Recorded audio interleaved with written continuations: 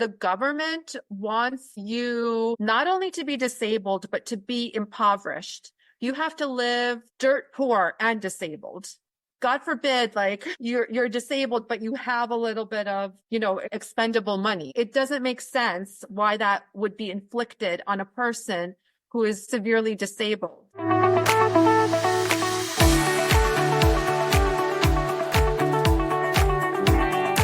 Wow, guys, can you believe it? We're already over 20 episodes into Nick Speaks, but here's the truth. I couldn't have done it alone. The amazing team at Goodnight Podcasting Solutions has been with me every step of the way, from those early strategy sessions all the way to editing, promotion, and even helping me land guests. They've made it so all I have to do is show up, record, and focus on delivering the message. Kyle at Goodnight Podcasting Solutions tailors everything to your unique needs and is so creative to give you what you're looking for. But one thing's for sure, he gives 110% to help you create an incredible podcast. So if you've ever thought about starting your own podcast, now's the time. Hit the link in the show notes, set up a strategy session with Kyle, and get ready to take your podcast to the next level. Trust me, you won't regret it. Hello, everybody. Welcome to the latest installment of the Nick Speaks podcast. I am your host, Nicolas Comstock. This is the podcast dedicated to the disabled community where we speak up, speak out, and speak loud. You guys, I have an amazing guest today. I always love it when I have guests come on. And for the first time in Nick Speaks history, hopefully not the last, I have a doctor. And you guys, this woman, in my opinion, is a badass because she was in her 4th year of medical school and got pregnant with triplets. And actually, you may remember her son, Philip, was on my show back several episodes ago, and he will be back on soon, hopefully. Would you please help me welcome Dr. Julia to Nick Speaks? How are you, Dr. Julia? It's so good to have you. Oh, thank you so much, Nicholas. That was a wonderful introduction, and thank you so much for inviting me on the show. I'm very excited to be here. Absolutely, absolutely. So, Dr. Julia, why don't you tell people what you're... we're going to have a slideshow and everything a little bit later, but why don't you tell everybody a little bit about yourself and how you got into practice, and then we'll go from there and have fun.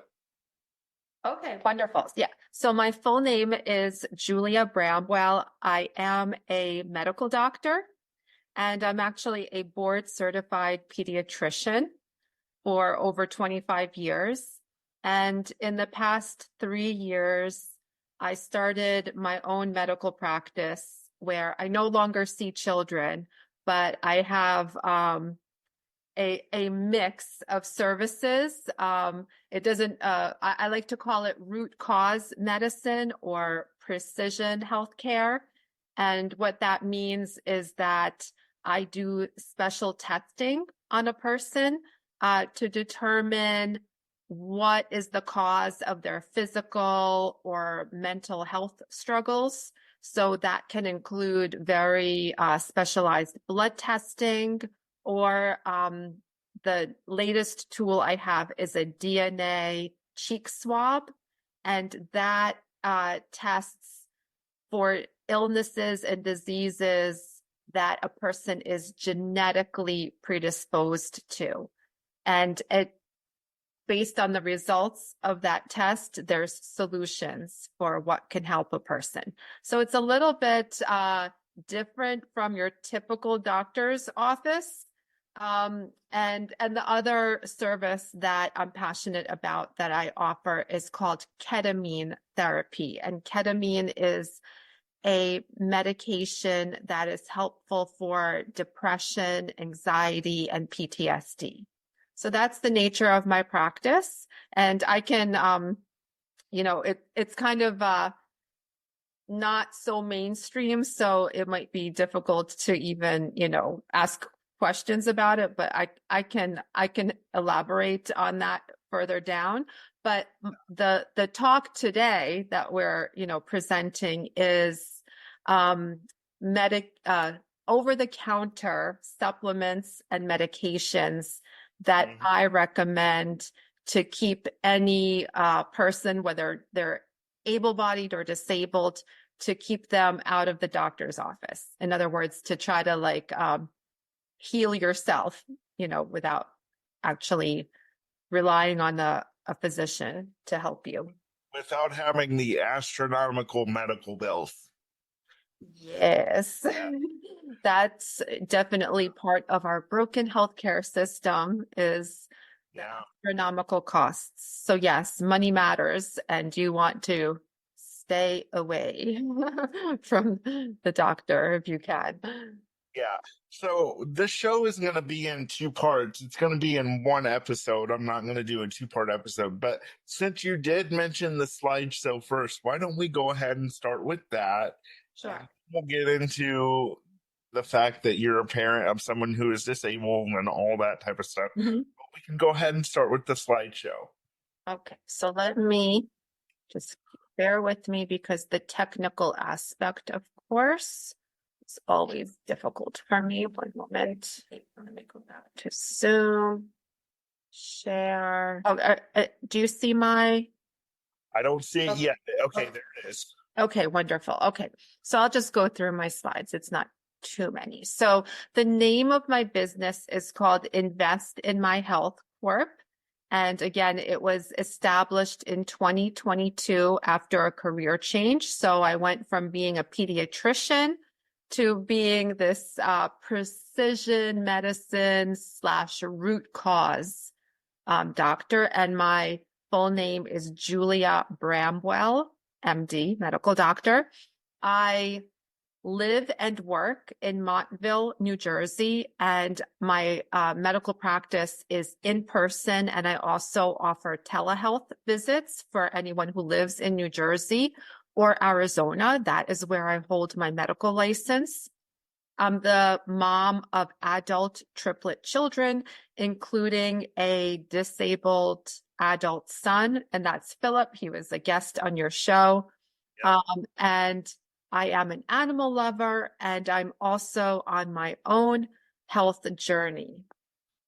So, and what I mean by own health journey is even if you're an able-bodied person, all of us, we all have, medical concerns or mental health concerns. So I've had my own struggles, and that is what makes me, I feel more empathetic. And it also is what drives what tools I use in my office, because all the things that I offer in my office are things that have helped me personally. So now I offer them to my clients. I call them clients rather than patients. But okay, back to the slides. So the title today is Nutrients and Medications to Keep You Out of the Doctor's Office that are over the counter and without a prescription. So the first nutrient that I recommend is vitamin D, or a more specific way of saying it is vitamin D3.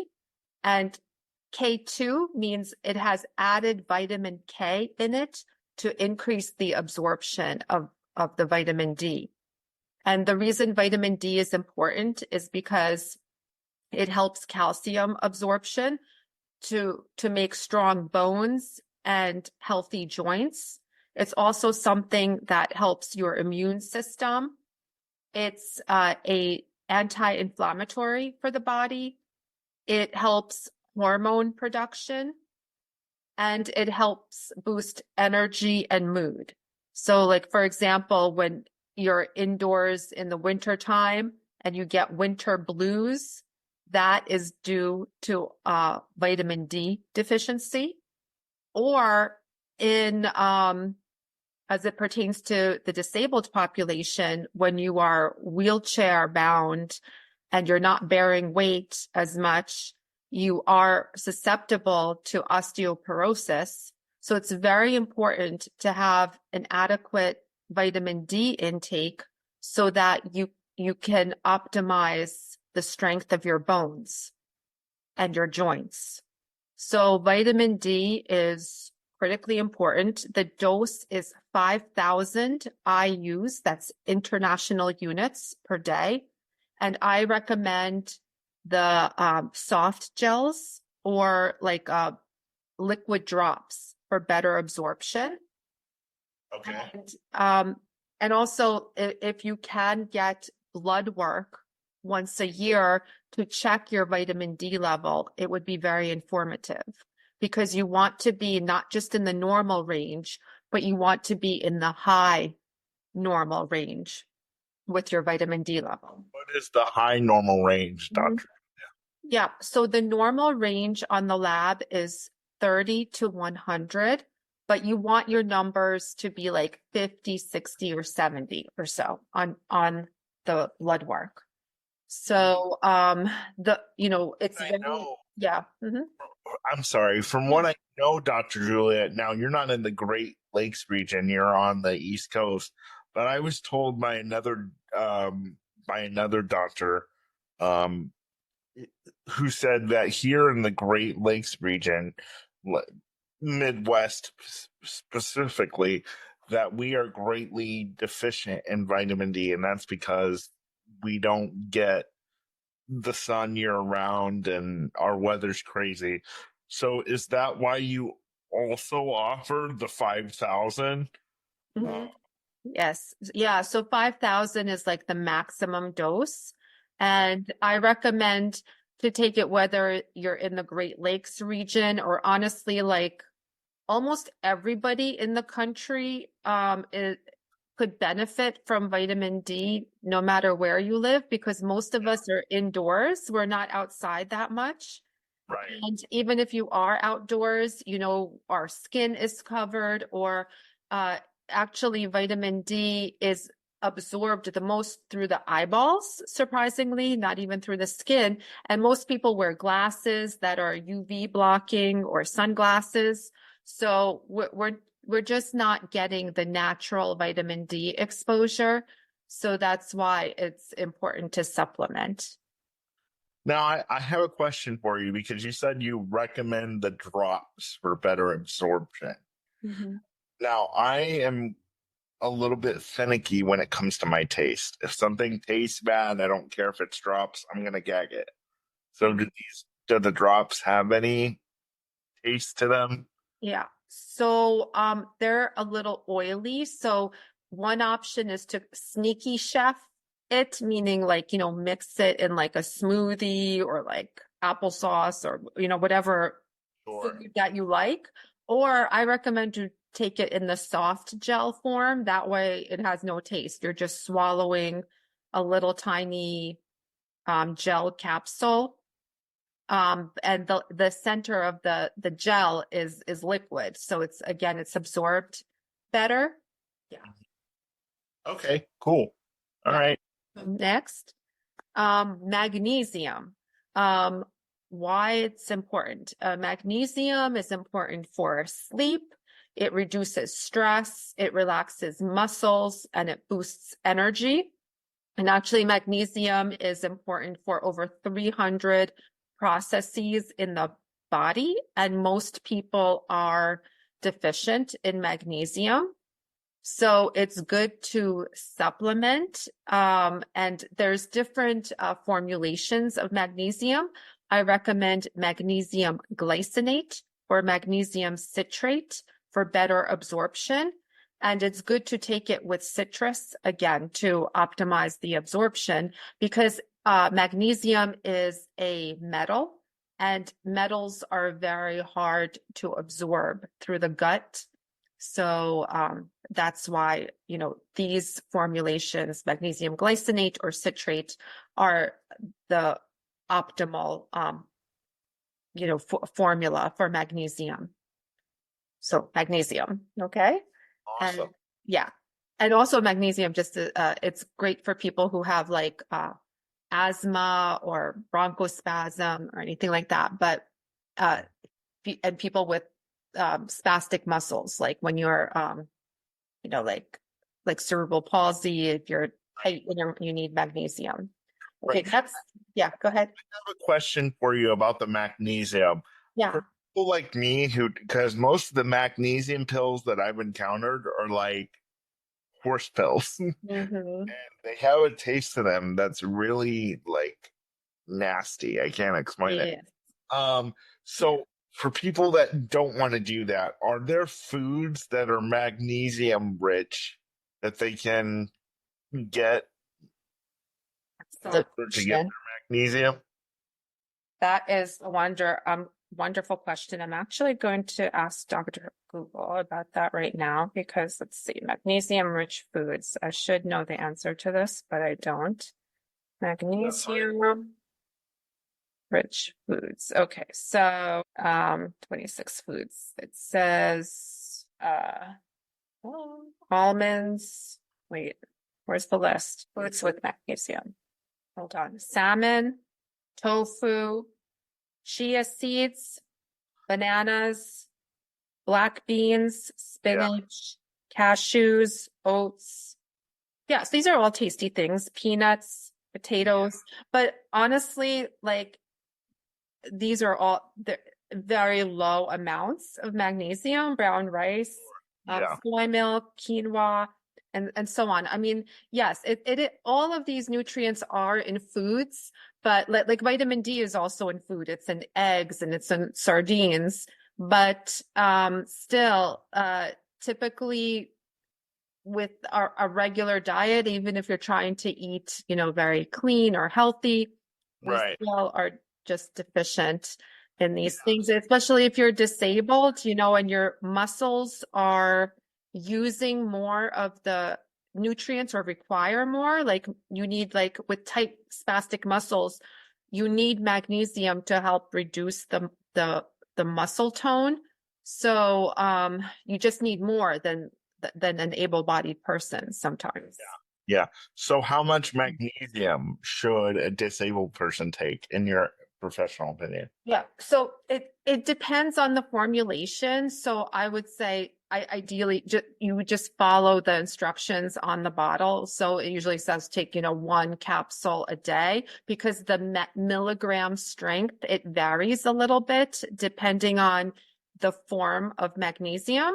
So I just defer to the bottle. But, to address your concern with, the taste and the size of the horse, it's definitely a horse pill. And with all of these supplements, it's very difficult to take all of them every day because you would be like, you'd be like eating like a handful of pills sometimes. So even if you rotate, one day take a magnesium, one day take a vitamin D, one day take a zinc, even though it's not as ideal, it's still better than not taking anything at all. So, in life, we have to be practical and we have to, we're humans. So, and, you don't want to upset your stomach by also taking too many vitamins and nutrients. So, you just rotate them.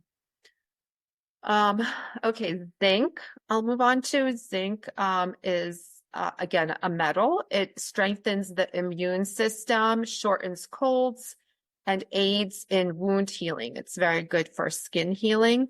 For zinc, I would say you can take it maybe not every day, just like once in a while as a preventative, like even if you take it once every 2 weeks. But if you feel like you're getting sick with something, like if you feel like a scratchy throat or like congestion or like some kind of virus coming on, then you can take it more consistently. So how to use it, take it during cold season or when feeling sick. Again, the liquid form is better. And the liquid is usually sold like online, like on Amazon, you can get a liquid. And zinc is very hard on the stomach, so it's good to take with like a little crackers or like something to help with the potential stomach discomfort. Yeah, I was going to bring that up because that's one of the reasons why it's hard for me to take it. And so I'm glad you brought that up. Yeah. Also, too, Mhm. I wanted to get your opinion on something as a doctor because I struggle with, I am prone to get kidney stones. Hopefully, I don't get any, this year, but last year I had a really bad round of kidney stones plus the urinary tract infection on top of that. Mhm. I used to take vitamin C every day for several years, whether I was sick or not. Mhm. Yeah. So They told me to stop taking it because too much vitamin C can produce kidney stones, and I had never heard that before. yes. Yeah, that's actually why I don't have it on this list to take, for exactly that reason, because for some people, vitamin C can predispose to kidney stones. So that is correct. But to, address, you know, how to prevent kidney stones. So one piece of useful information would be to know what kind of kidney stone you have. And that's something that a urologist would diagnose, where they collect your urine and they look under a microscope to see if it's calcium stones or uric acid stones or oxalate stones. There's different types of kidney stones, and different stones are caused by different things. So, but the most common is just a calcium kidney stone. And for people who are predisposed to kidney stones, yes, no vitamin C. And to prevent, it's lots of hydration, and like trying not to hold your pee. And also later on, one of my slides is a supplement called D-mannose.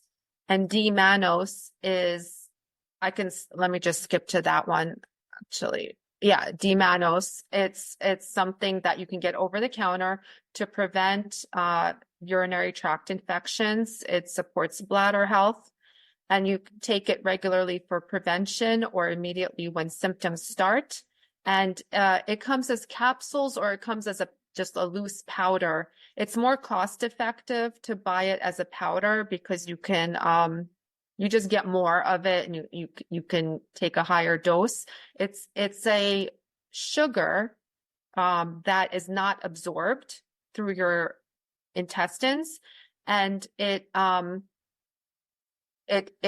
is somehow it goes through your kidney, and it flushes out bacteria, or it prevents bacteria from being able to grow in your bladder and in your kidney.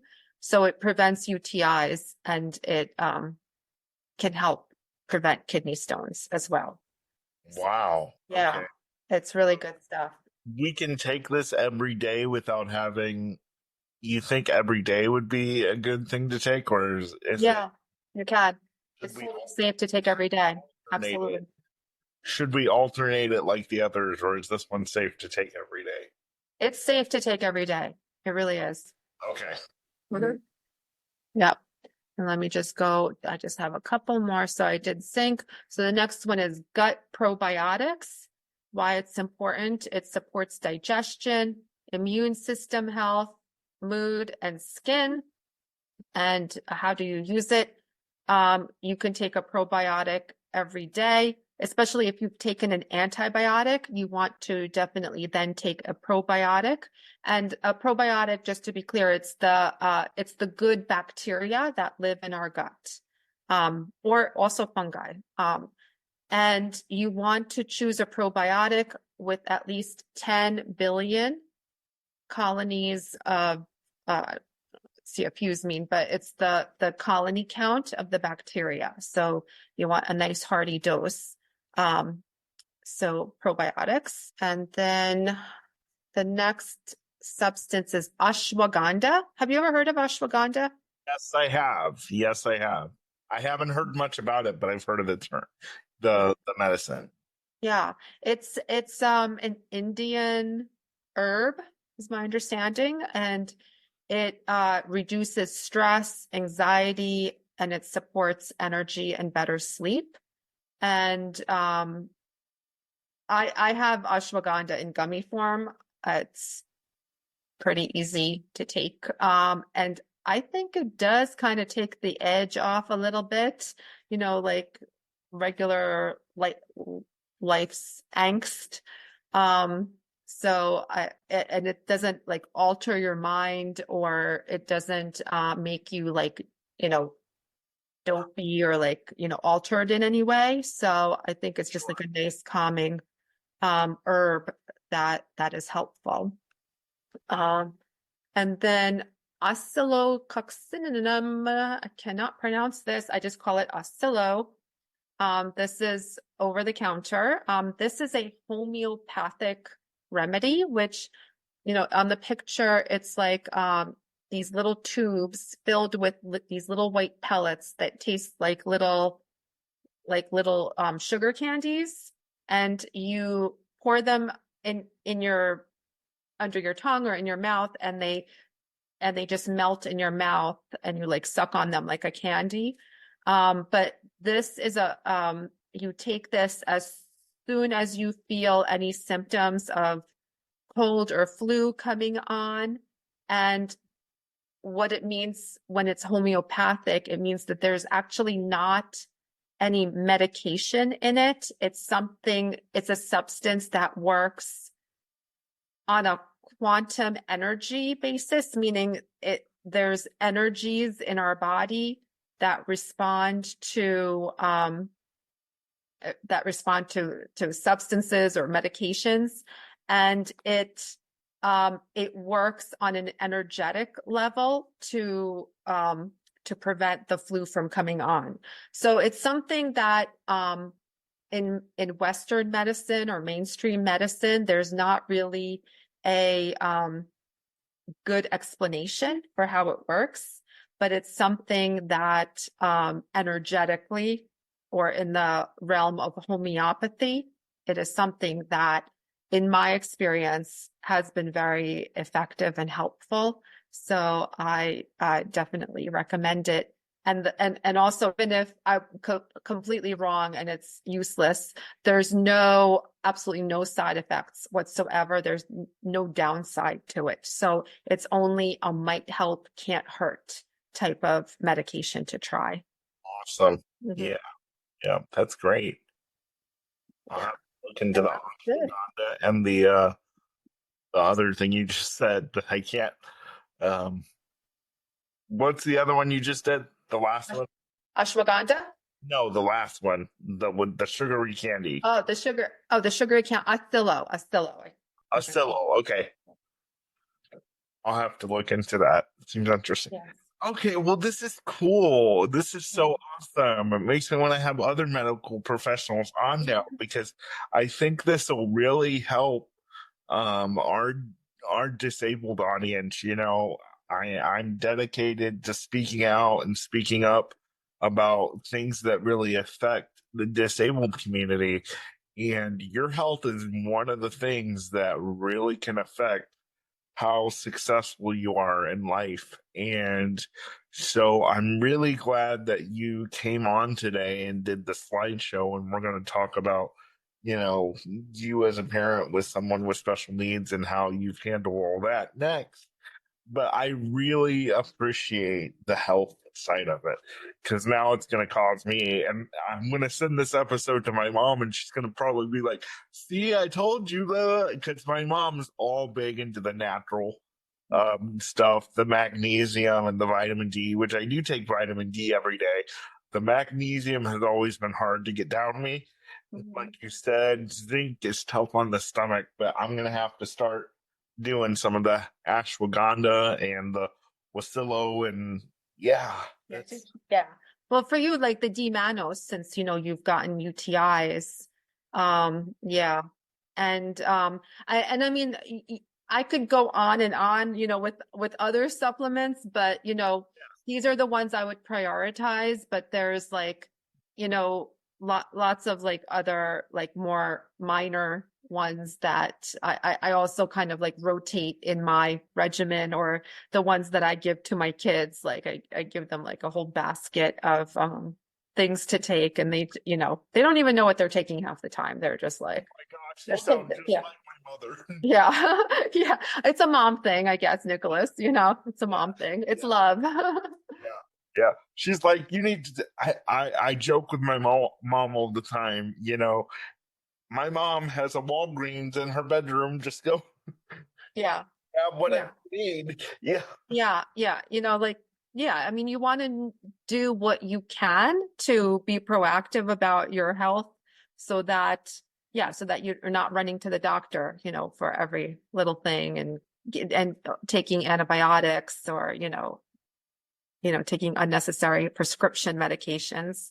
So, it's good to take matters into your own hands as much as possible.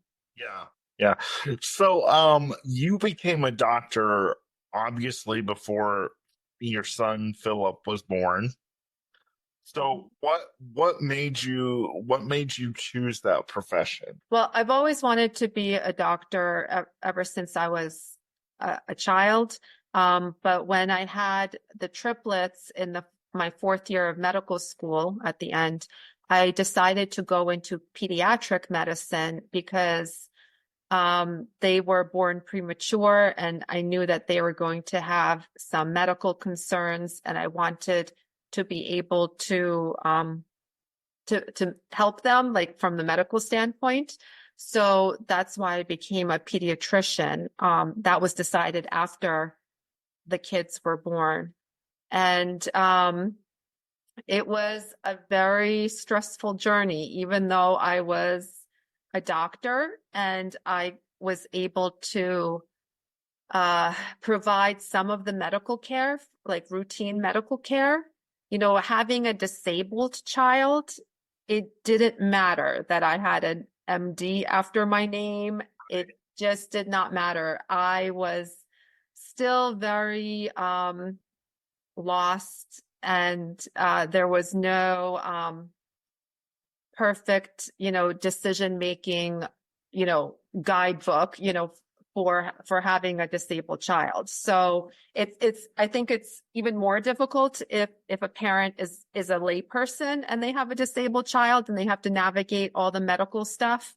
But as a doctor, I feel like it still was I had some advantage, but it was still very difficult. Yeah, I'm sure. I can't imagine. I say all this all the time on my show and on my other social media platforms.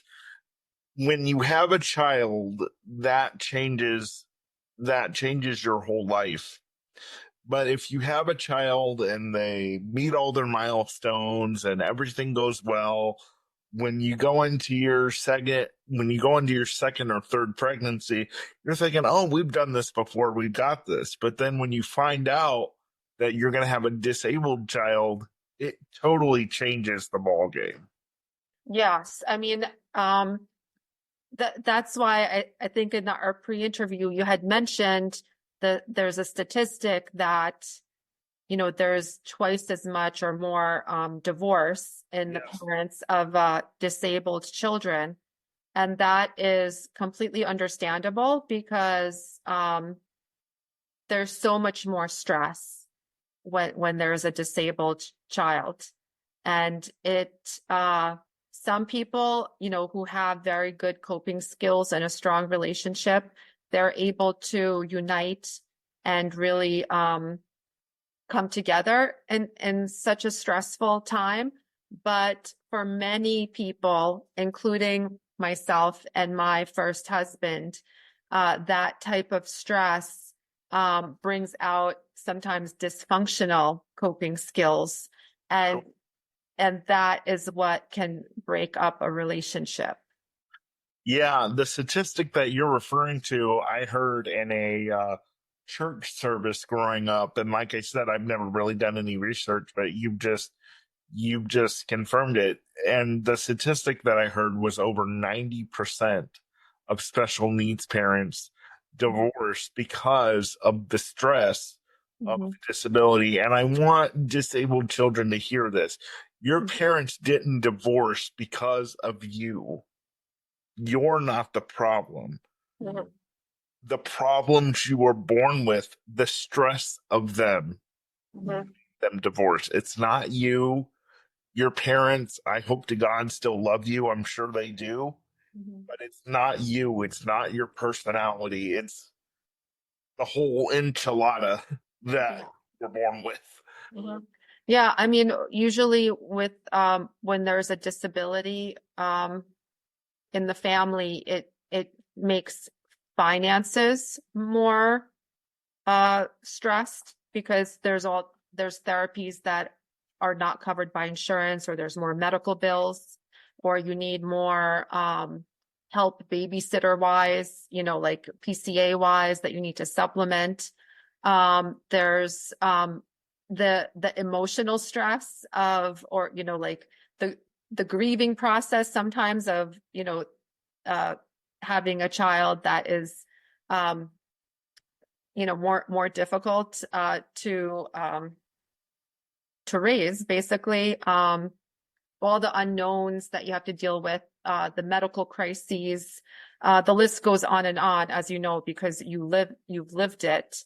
But again, it's the parents often, I think that statistic of the 90% plus parents, that's where the parent ends up trying to escape the stress of their family difficulty by either engaging in addictions, or leaving the house and going to escape in some way, or escaping, like in their world, whether it's like video games, or having like an emotional support friend, or there's infinite ways to try to escape your responsibilities. But I think that's where the 90% statistic comes in. It's the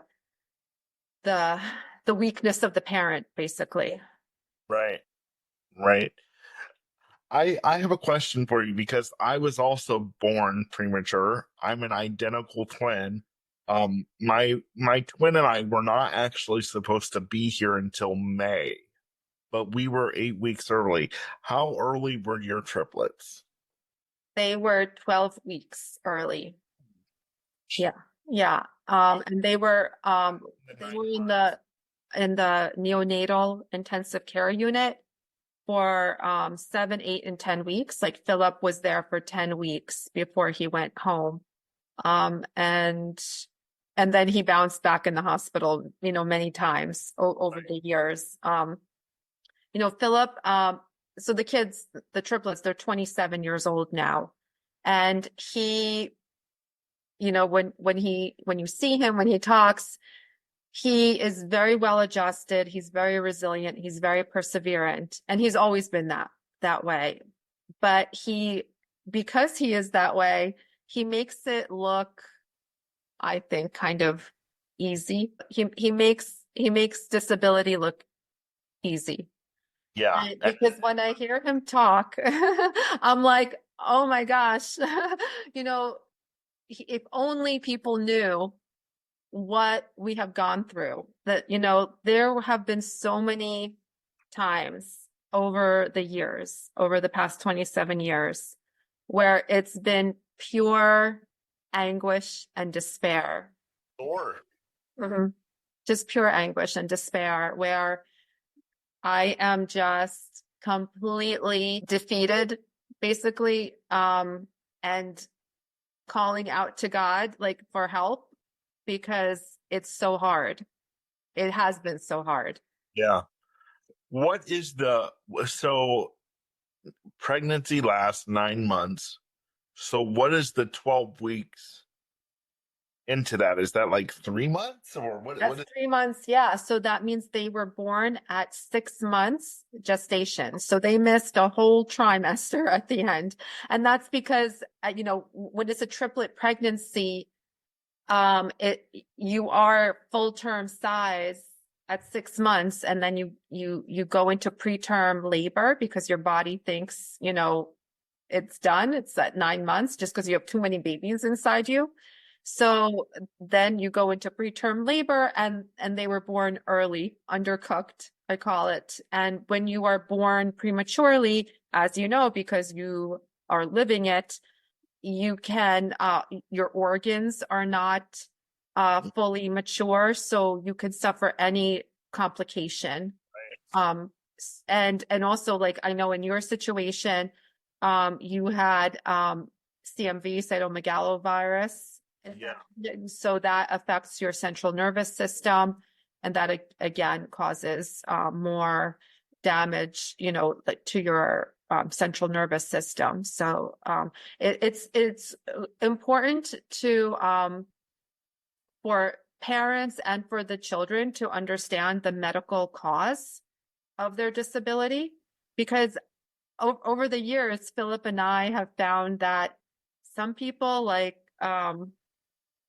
they either, I mean, if you really don't know, that's one thing, but sometimes it's not explained to the child. Yeah. And I feel like that causes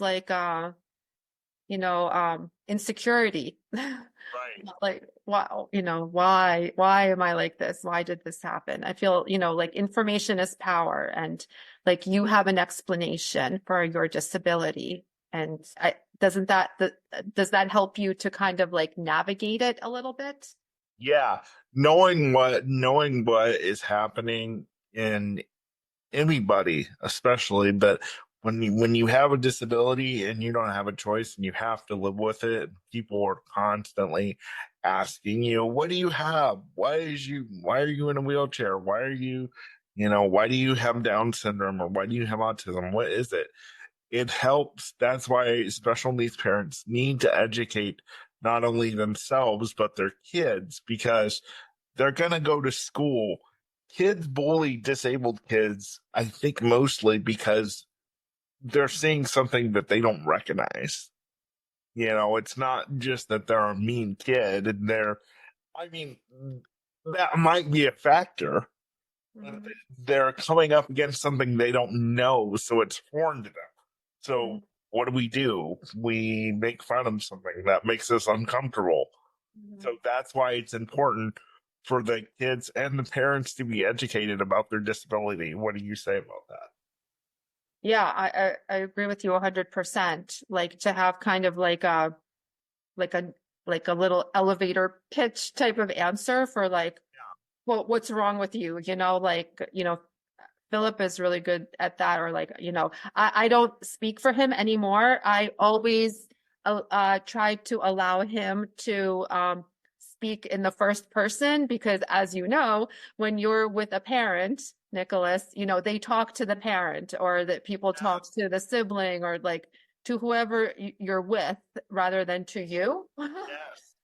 So it's important, like if there is a question like that, or if somebody is staring at you, that you let the disabled kid speak, rather than, explaining on his behalf, what is wrong with him.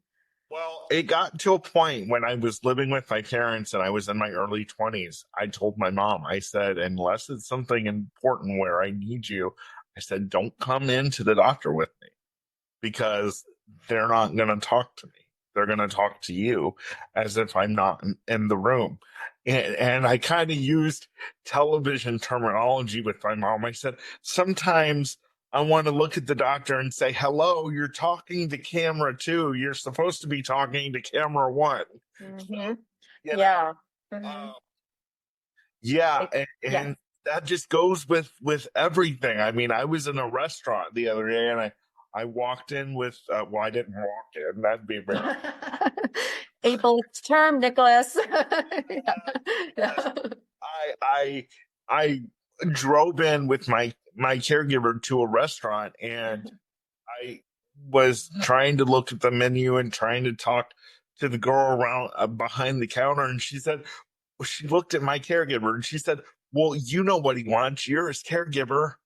I'm like, Oh, "Hello, I'm talking to you right here." no, no, no, no, no, no. Yeah. Well, heck So no. Yeah. always talk to the person Yeah. unless you are told they're nonverbal, Yeah. or even if they have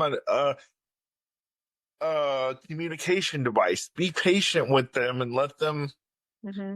do their thing.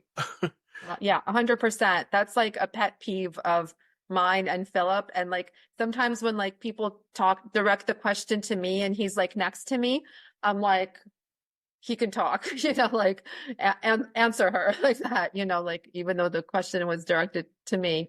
So like, yeah, we're very, we always try to do it that way, where Philip used his communication skills rather than me answer for him.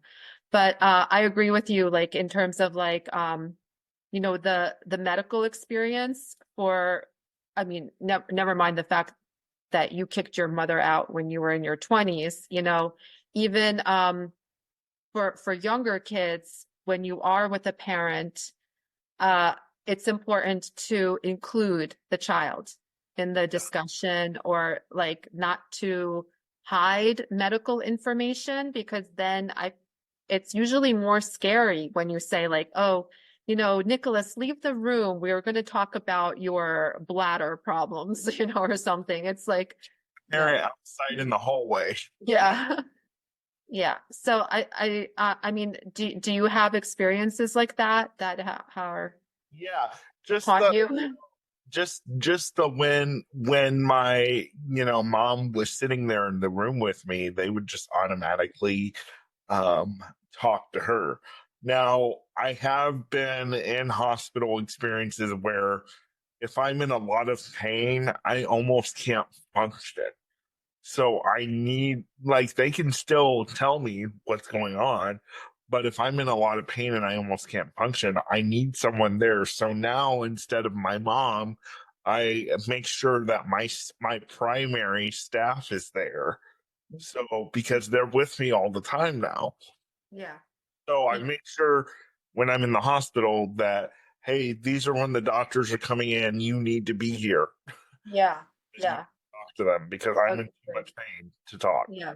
You And know. that's just like a necessary evil of just, everything disability related, navigating medical crises, um, can be extremely scary because, yeah, you're dependent on, the doctors and the nurses to know what to do, to how to handle your situation, and your personal care attendant to also to know how to help you and how to guide how to do this. And it's one of my worries, living here in New Jersey and having Philip live in Arizona. Yeah, And let's talk yeah. about that. Mhm. How did that come about and how did you feel? Because I know you said you were scared in your pre-call, but you felt like you couldn't stop. Mhm. Yes. Talk about that. Yeah. Yeah. So, Philip is a triplet. He has an able-bodied sister and brother. And when it was time to go to college, like everybody, of course, wanted to leave the nest and to go and live somewhere on campus. And so did Philip. And we checked out local colleges in New Jersey, but they're not so accessible because there would be like hills, and plus with the snow and the ice, it's very difficult to be in a wheelchair and to navigate the terrain. So he wanted to go to Arizona because University of Arizona, because it had a reputation of being very disabled friendly. Like it was a nice flat campus. It was a hot climate. Yeah. It had like good disability services. So he applied there, he got in, and really it was my ex-husband, his father, that kind of took him out there and, got him settled in, because I was a little bit paralyzed in the sense that like it just felt overwhelming to me to let him go there. But I didn't stop him. And he ended up going to University of Arizona, and he did very well there, but it was supported because he had a PCA that helped him, with all his activities of daily living. He had an accessible room. The campus was accessible. So there's a lot of support. But then after college, he wanted to stay in Arizona because, again, hot climate, no snow and ice, more flat, services are decent, disabled wise. Yeah. So he, um, you know, decided to go house shopping, online, after college, and he settled in Tempe, Arizona, which is near Phoenix. Yeah. And I mean, at that point, he had proven himself. Like he lived far away, and he was able to survive. Now, have there been crises with him? Absolutely, 100%. There have been things when I didn't find out in real time, like, I would find out afterwards, but he's been on the floor, I've fallen and I can't get up situations where, the police had to be called because, they couldn't unlock the door and he had to be like, lifted up off the floor and things like that. And it happened more than once. I mean, there have been crises, but, he is resilient, he's perseverant, and he wants to live independently. And I'm not going to get in the way of that. And I had told you that my coping mechanism is let go and let God. Yep. So that is that is how I live. That's my mantra to live by. I pray for him every day. Every night, every morning, I pray for all my kids. I pray for the world. You're on my prayer list. I pray for everyone.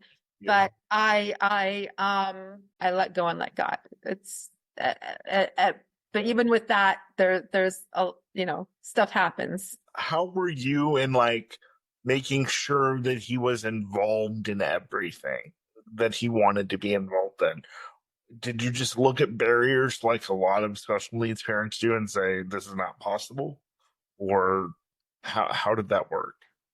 Do you mean like when he was growing up, like with activities or? Yeah, like school activities in the community, anything like that. How did you handle those barriers? Yeah. So growing up, there were a lot of barriers. Like, for example, if there was like a birthday party that kids were invited to, and it was a gymnastics birthday party. And so I would hire a gymnastics like helper coach person to help him like through the birthday party so he could like tumble or do something, so everything was more expensive. I worked a lot to try to pay for all these things. We lived with my parents so that we could get extra childcare and have financial help in order to um in or in order to optimize all these things. So everything, of course, it was very complicated. You have siblings, you have able-bodied siblings. So, you have five. So, with the two able-bodied siblings, like we would divide and conquer sometimes, meaning, my ex-husband would take the able-bodied kids to their activities. So like if they had like soccer or baseball or gymnastics or whatever, they would go there. I would take Philip, and I was always looking for a disability sports that he could participate in. So he did like wheelchair track, wheelchair basketball, like this, disabled horseback riding, disabled swimming, disabled whatever. So he did so many different activities. And everything was everything was more difficult. Like everything was more far away than the able-bodied stuff. Everything was more expensive. It was physically just more difficult, but we did it so that like our lives were revolved around optimizing Philip. Yeah. Physical therapy wise, sports wise, activity wise. And that, even though it was good that we did that, it also created a lot of difficult dynamics, I call it. That's what eventually led, like this stress of the marriage, the stress of finances, the stress of sibling dynamics where you think, oh, Philip is getting more attention, even though it's bad, attention because he's disabled. So I think you can probably relate to things like that if you have five siblings. Much can. Yes, I very much can. Did the other two, because I know as I got bigger and as I was growing up, I grew up with five brothers. I didn't have any sisters. Wow. Where are you in the order? So I think I am four and five, my brother and I, and Uh-huh. then we had one more, which would make it six. Holy cow. So yeah. So did the other two that are able-bodied, did they ever feel like did they ever help take care of Philip to take some of the now don't get mad at me, disabled folks, to take some of the burden off of you? Did they? Oh boy. Yes. So, yes and no. So on the one hand, I wanted brother and sister to be carefree and unburdened and to be able to do whatever they wanted at any time. Yeah. But because they are wonderful human beings, they did what they could when when when they wanted to, let's say. So like Philip's brother, he has traveled with Philip and he lifts him, he transfers him in and out of his wheelchair. If there's like a bed that's too high or too low, a toilet, whatever, like he has dressed and undressed Philip, has helped with the shower. When they were little, they used to push his wheelchair like up the hill, so like I didn't have to.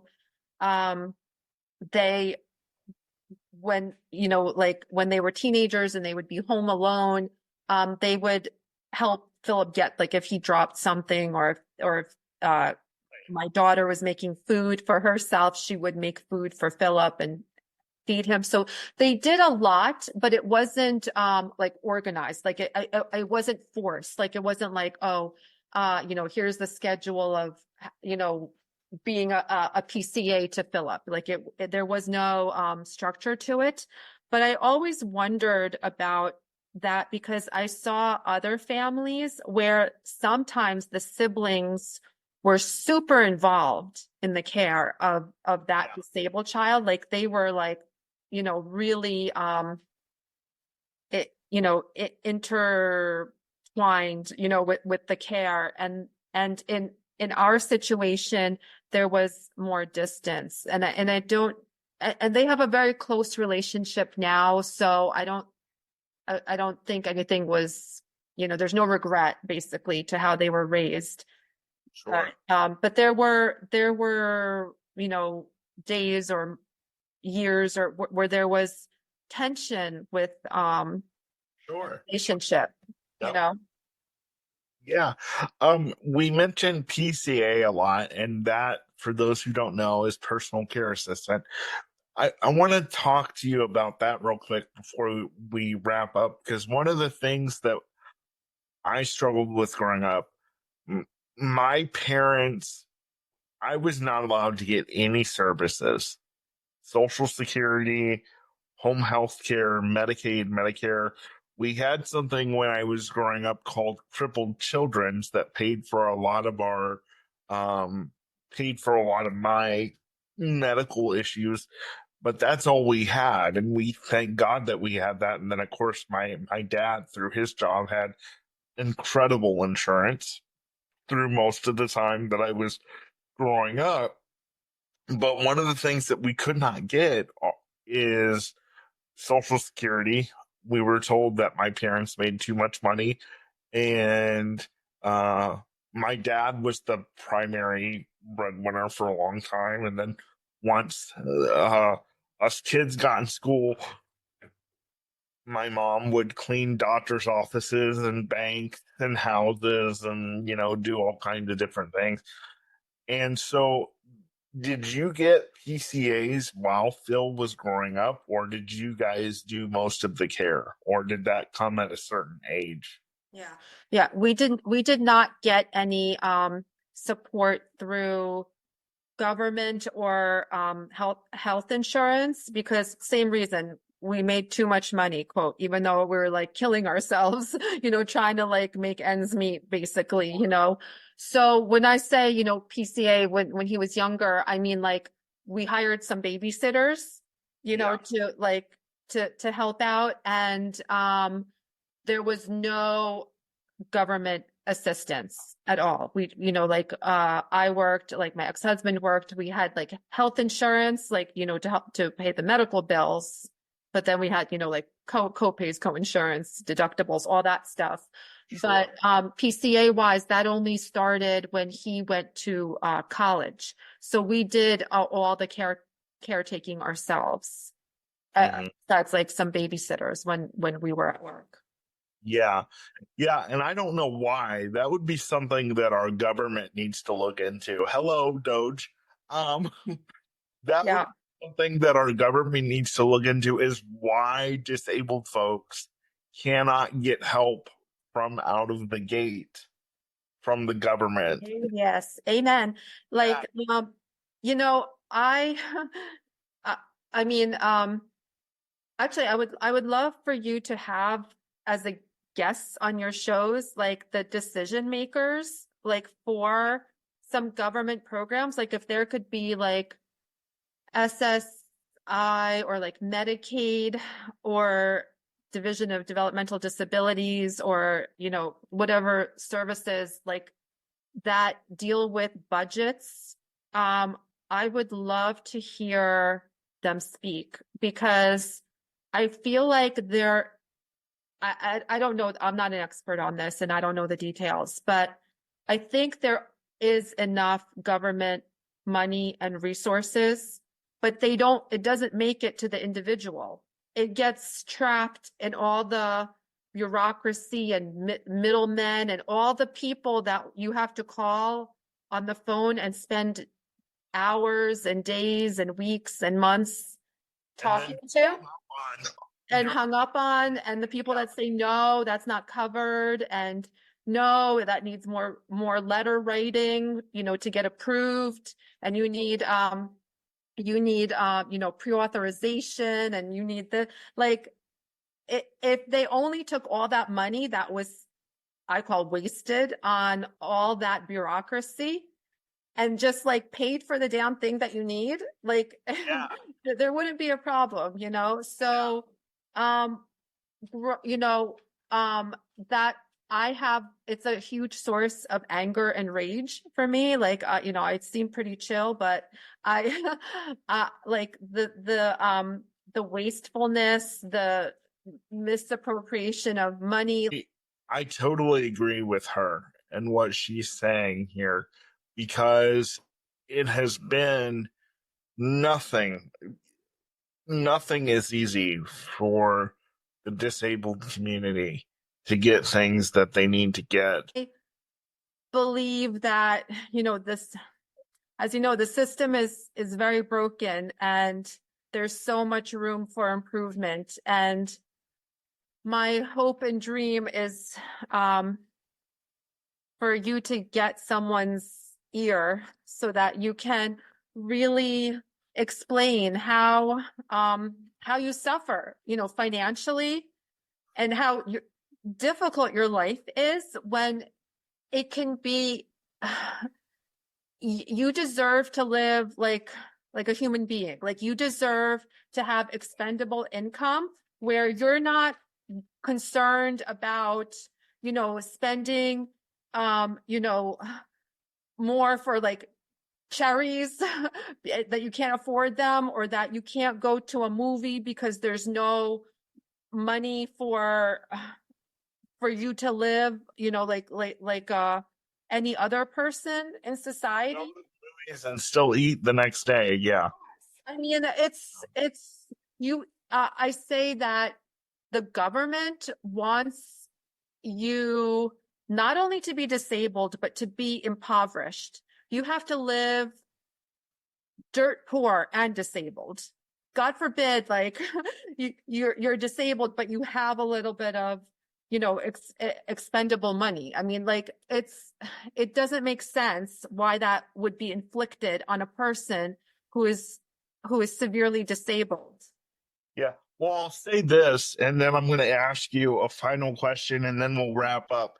But I found out something interesting the other day, not the other day, actually, several months ago, that only $2 to $4 go to programs like Medicaid, Medicare, food stamps, and Social Security.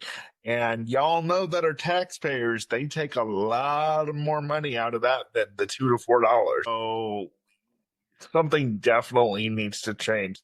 Dr. Julia, my final question for you is, what advice would you give to special needs parents? I lied, I'm going to have two more. What advice would you give to special needs parents who are really going through the struggle like we talked about today? Ooh, struggling to you mean to give more space to your child? Is that what you mean? To let go and let God? Yeah. I mean, oh gosh, what advice do I have for parents? Let me just think this through. Oh my goodness. I mean, okay, I think I know. So I don't like to give other people advice. I'll tell you how I deal with it myself, and they can, take what they need and leave the rest.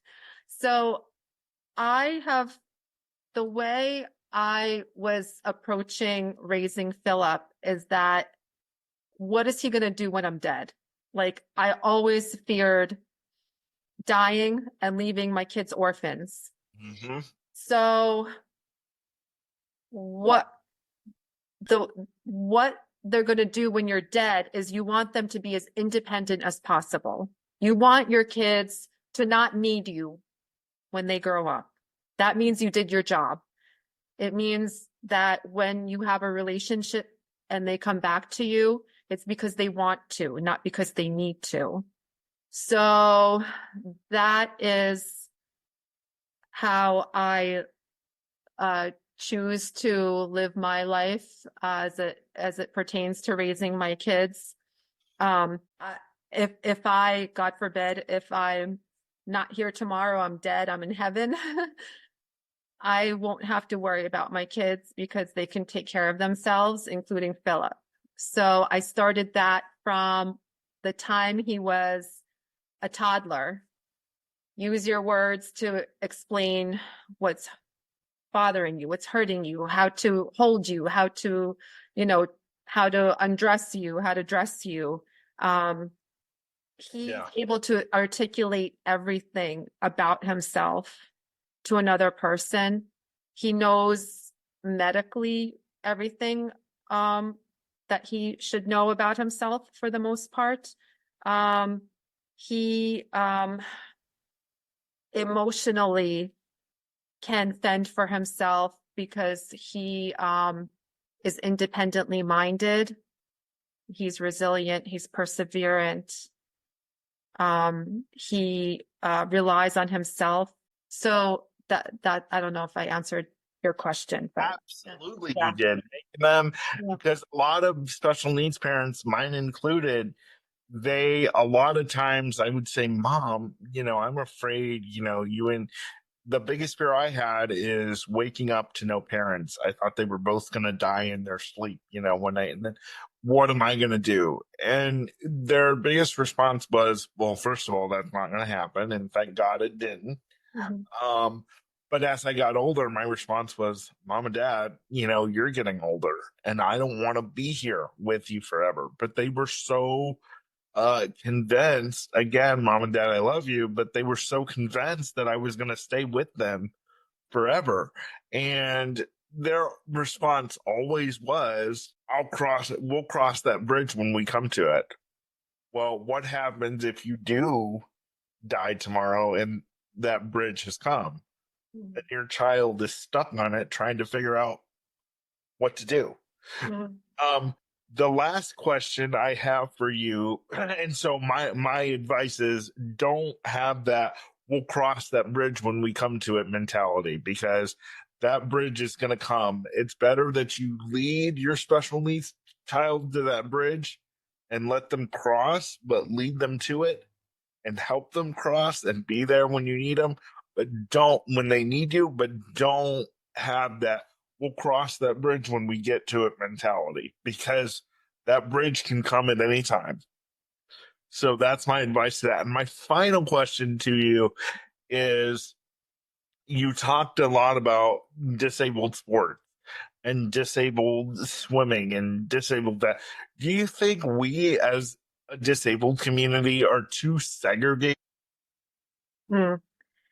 I mean, it's just like anything disability, it's like money is the is the limiting factor, resources like humans and paying them. And so I mean some things are just not compatible with able-bodied sports. I mean, like, if there's no way that Philip could play soccer. Like, I don't care how much money or whatever you throw at it, like it's just physically not possible. So if he wanted to play basketball, he can't play able-bodied basketball, so he has to play disabled, wheelchair basketball. So that means it's separate from the other kids. I'm not sure how to reconcile that, because it's just, I don't have a solution for how to combine it and integrate it. So I think it's okay that there's wheelchair sports that are separate from able-bodied sports. I don't know if I would call it segregation, because that implies something very negative. But it's just, I see it as an opportunity rather than separation and segregation. Like, thank God wheelchair sports exist, even though they're less convenient because you have to drive farther, or they, you need special equipment and so on. But I see it as an opportunity rather than separation and segregation from the able-bodied community. Yeah, that's a good point. And this is exactly why I love having all different people from the disabled community on, because you all have different opinions and you're eye openers. And like she said earlier, before we had our technical difficulty, which you guys won't see because we'll edit it out. Um, she, we need, I need more government officials to come on this program. So my email is nickspeaks at g nickspeaksofficial at gmail.com. I said the wrong email.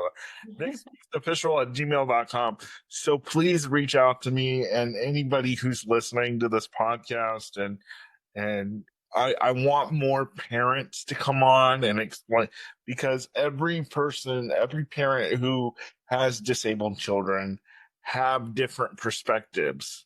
So I would love to hear from you, as many as possible. And Dr. Julia, before we go, tell people where they can find you, your website, and how they can contact you. And just so you know, we'll put all this in the show notes, but I want her to tell you before we go. Okay, wonderful.